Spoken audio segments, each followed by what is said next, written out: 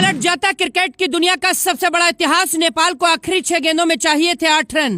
बाल बाल बची साउथ अफ्रीका की टीम। आखिरी गेंद पर हुआ हाई वोल्टेज ड्रामा। कप्तान रोहित पौडेल ने बिछाया था मायाजाल। संदीप लामिछाने ने पहले ही मैच में मचाया कोहराम। मैदान में कांप रहे थे मिलर, मार्करम और डिकॉक। हार कर भी नेपाल ने जीता दुनिया का दिल।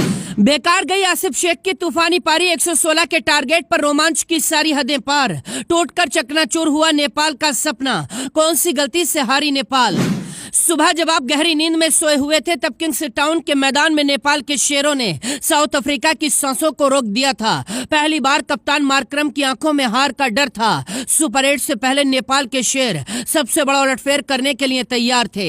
आखिरी ओवर में नेपाल को जीत के लिए सिर्फ 8 रन चाहिए थे, लेकिन आखिरी गेंद पर वो हुआ जिसे नेपाल सारी जिंदगी नहीं भूल पाएगा। आखिरी ओवर की पूरी कहानी दिखाएंगे, लेकिन उससे पहले नेपाल के गेंदबाजों की तबाही देखिए। नेपाल ने जब टॉस जीतकर पहले गेंदबाजी का फैसला किया तब विस्फोटक बल्लेबाजों की टीम साउथ अफ्रीका को अंदाजा भी नहीं था नेपाल के गेंदबाज कितने खतरनाक साबित होने वाले हैं। साउथ अफ्रीका की ओपनिंग जोड़ी मैदान में आती है। सबसे पहले 10 रन के निजी स्कोर पर क्विंटन डिकॉक दीपेंद्र सिंह का शिकार बनते हैं। इसके बाद कप्तान मार्करम को 15 रन के स्कोर पर कुशल भुरतेल ने बोल्ड कर दिया। आईपीएल में तबाही मचाने वाले कलासेन भी 3 रन बनाकर कुशल भुरतेल का शिकार बन गए। डेविड मिलर ने भी 7 रन बनाकर नेपाल के गेंदबाजों के सामने सरेंडर कर दिया था।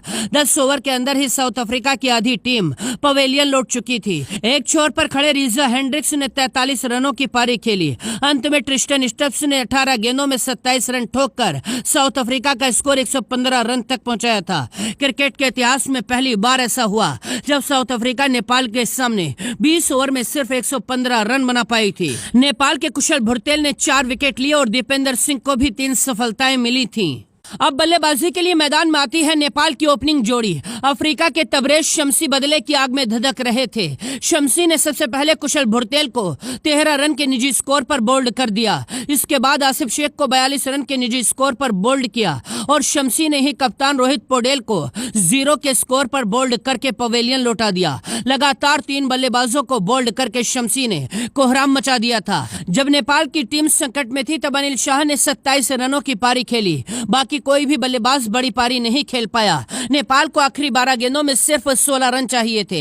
19वें ओवर में एनरिक नोकिया ने सिर्फ 8 रन दिए और मैच कांटे पर पहुंच गया। नेपाल के हजारों फैंस धड़कन थाम कर बैठे थे। आखिरी ओवर में 8 रन की जरूरत थी। मार्करम ने आखिरी ओवर में गेंद बाटमैन को थमाई थी और क्रीज पर खड़े थे नेपाल के गुलशन झा। पहले ही गेंद गुलशन झा पर डॉट हो गई। दूसरी गेंद भी गुलशन के बल्ले से दूर रही। अब भी 4 गेंदों में 8 रन की जरूरत थी। तीसरी गेंद पर गुलशन ने चौका जड़ दिया। चौथी गेंद पर भागकर 2 रन ले लिए। अब आखिरी गेंद पर 2 रन की जरूरत थी। अगर 1 रन भी आता तो मैच टाई हो सकता था। गुलशन झा ने आखिरी गेंद पर बड़ा शॉट खेलने की कोशिश की, लेकिन नाकाम हो गए और रन लेने के लिए दौड़ पड़े। लेकिन कलासेन ने गुलशन को रन आउट कर दिया और नेपाल 1 रन से जीती हुई बाजी हार गई। इस हार के बाद नेपाल का सुपर 8 से पहुंचने का सपना भी चकनाचूर हो गया और मैदान में आंसुओं का ऐसा सैलाब आया। नेपाल का हर एक खिलाड़ी आंसू बहा रहा था। नेपाल के फैंस फफक फफक कर रो रहे थे। पहली बार साउथ अफ्रीका की टीम ने जीत के बाद भी कोई जश्न नहीं मनाया, क्योंकि नेपाल के शेरों ने अफ्रीका की